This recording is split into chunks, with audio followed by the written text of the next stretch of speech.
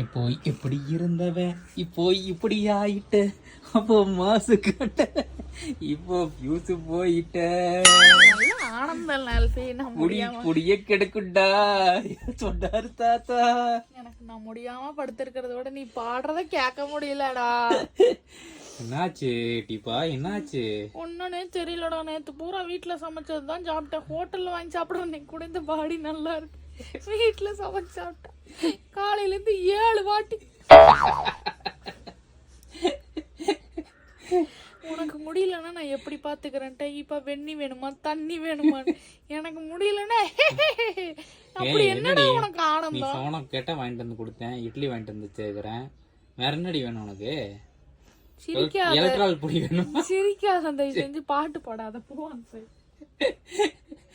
கேட்டா இருந்தாலும் கொஞ்சம் ஜாலியா தான் இருக்குது. கொஞ்சம் வருத்தம் இருந்தாலும் மனசுக்குள்ள கொஞ்சம் உதவாம தான் இருக்குது. உனக்கு பின்னாடி லைட் எரியும்ல, அன்னைக்கு இருக்கு போ.